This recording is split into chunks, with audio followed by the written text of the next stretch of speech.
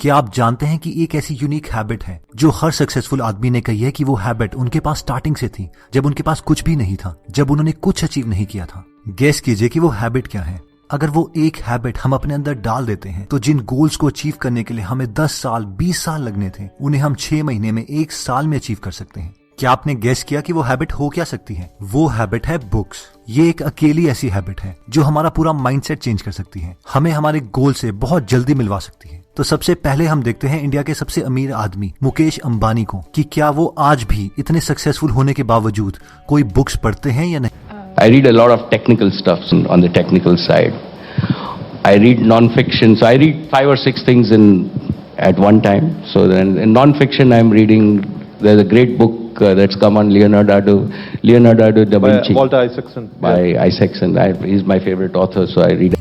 तो मुकेश अंबानी आज भी 5-6 बुक्स एक साथ पढ़ते हैं क्योंकि वो जानते हैं उनसे पहले भी बहुत सारे इनोवेटर्स आए हैं, बहुत सारे बिजनेसमैन आए हैं जिनके एक्सपीरियंसेस वो सीखना चाहते हैं, उनके थॉट प्रोसेस को समझना चाहते हैं। लेकिन हम में से कई लोग बोलेंगे कि इन्हें तो हेड स्टार्ट मिला था, ये तो धीरू भाई अंबानी के बेटे हैं, बिजनेस में आने से पहले ही एक करोड़पति थे। लेकिन अब हम एक आम लड़के की कहानी देखते हैं जो बिल्कुल मिडिल क्लास फैमिली में पैदा हुआ। हर रोज वो छुपके छुपके लाइब्रेरी जाता था, बुक्स पढ़ता था और हमेशा ये इमेजिन करता था कि क्या एक दिन मैं भी कोई बिजनेस चला सकता हूँ, मैं भी कोई साइंस की डिस्कवरी कर सकता हूँ। और बाद में ये दुनिया का सबसे अमीर आदमी बना, बिना किसी की मदद से, बिना कोई हेड स्टार्ट से। They encourage you to read books. You know, I could always get as many books as I wanted. I could go to the library.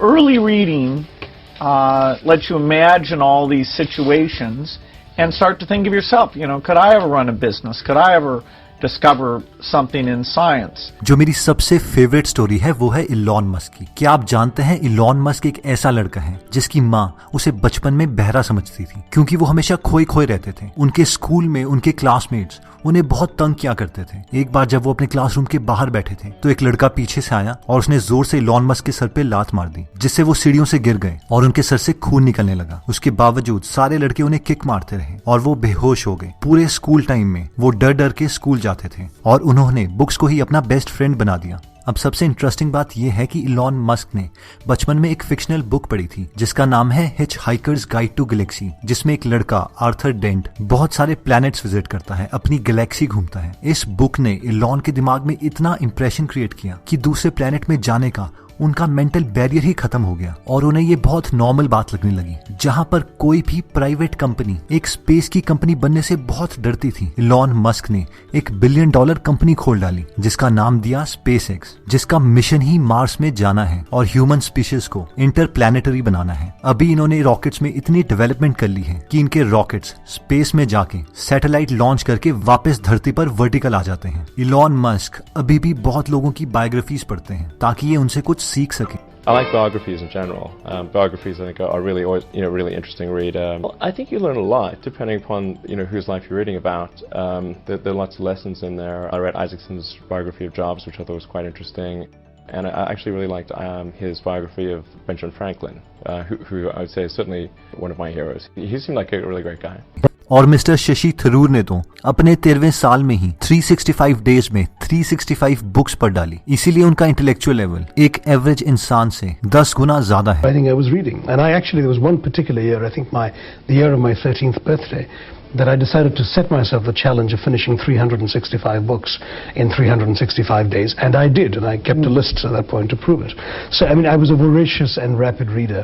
तो अब सवाल ये आता है कि क्या बुक पढ़ने का इतना ज्यादा फायदा है? बुक पढ़ने का इससे भी ज्यादा फायदा है। आप अपनी जिंदगी के कम से कम 10 साल बचा सकते हैं अगर आप एक सही बुक पढ़ ले तो। अगर आप बिजनेस में इंटरेस्टेड हैं तो आप रिच डैड पुअर डैड पढ़ सकते हैं, लीन स्टार्टअप पढ़ सकते हैं, hard things about hard things पढ़ सकते हैं, या फिर मिलियनेयर रियल एस्टेट इन्वेस्टर पढ़ सकते हैं। इन बुक के ऑथर्स कोई MBA प्रोफेसर नहीं है जिन्होंने कभी बिजनेस किया ही नहीं और आपको सिर्फ यूजलेस थियोरीज बताते रहेंगे। ये लोग आपको रियल एडवाइस देंगे। इन लोगों ने खुद लाखों के करोड़ों के बिजनेस किए हैं और शुरुआत एक बिल्कुल आम इंसान से की थी। ये जानते हैं कि मार्केट में क्या चलता है, आपकी साइकोलॉजी क्या होती है, हम कब हार मान लेते हैं और कौन सी गलतियां करते हैं। अगर हम rich dad poor dad book के ऑथर रॉबर्ट कियोसाकी की बात करें तो इन्होंने एक नॉर्मल सेल्समैन की तरह स्टार्ट किया था। उसके बाद 2 बिजनेसेस खोले, वॉलेट और टी-शर्ट्स के, और ये दोनों के दोनों बिजनेस फेल हो गए। उसके बाद प्रॉपर्टी बिजनेस में इन्वेस्ट करना स्टार्ट किया, रियल एस्टेट में इन्वेस्ट करना स्टार्ट किया और एक ऑथर भी बने और मिलियंस कमाए। इनके पूरे जिंदगी के एक्सपीरियंसेस इन बुक्स में लिखे हैं। अगर हम लीन स्टार्टअप बुक के ऑथर एरिक राइस की बात करें, एक रियल बिजनेसमैन, इन्होंने एक प्रिंसिपल निकाला है जिससे कोई भी बिजनेस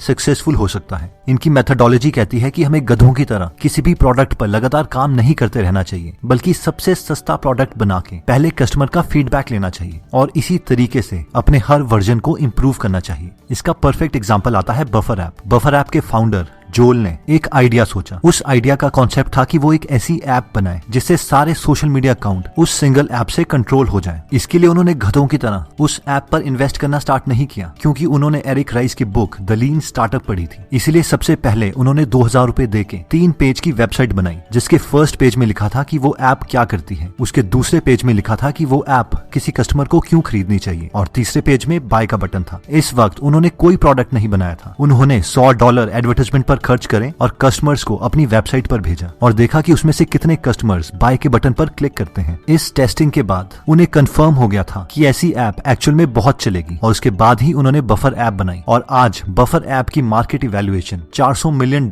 की है। और याद रखिए कि इस ऐप को स्टार्टिंग में टेस्ट करने के लिए उन्हें सिर्फ 2000 रुपए स्पेंड करने पड़े थे। अगर वो डायरेक्टली ऐप बना देते और वो ना चलती तो उनका करोड़ों का नुकसान हो जाता। इमेजिन करिए कि इस सिंपल सी गलती की वजह से कितने बिजनेसेस फेल हो गए होंगे, और उसमें आप भी हो सकते थे। Hard things about hard things book के ऑथर बेन होरोविट्ज बताते हैं कि जब भी आप कोई कंपनी खोलते हैं, कई बार ऐसी सिचुएशंस आती है जब आपको लगता है कि सब कुछ गलत हो रहा है। उस वक्त आपकी डिसीजन मेकिंग क्या होनी चाहिए, आप उन प्रॉब्लम्स को कैसे सॉल्व कर सकते हैं। क्योंकि खुद ये एक नॉर्मल इंजीनियर थे और इन्होंने एक कंपनी खोली थी ऑप्सवेयर। उस वक्त इन्होंने जो भी गलतियां करी वो सारी इस बुक में बताई गई है प्रिंसिपल्स की फॉर्म में। और 2007 में यही कंपनी HP ह्यूलेट पैकर्ड को बेची गई थी $1.6 बिलियन में। अगर हम millionaire real estate investor book के ऑथर गेरी केलर की बात करें तो ये बुक लिखने के लिए गेरी ने 100 मिलियनेयर रियल एस्टेट इन्वेस्टर्स को बुलाया, उन सब के प्रिंसिपल्स को जॉट डाउन किया और फिर ये बुक लिखी। इसमें एग्जैक्टली बताया गया है कि कैसे हम ऑलमोस्ट जीरो मनी से एक पूरा प्रॉपर्टी का बिजनेस स्टार्ट कर सकते हैं, और कैसे कैसे हमें कोई भी प्रॉपर्टी खरीदनी चाहिए, क्राइटेरिया क्या होना चाहिए, ताकि हर साल हम रेंटल इनकम से 7 करोड़ रुपए तक ले सके।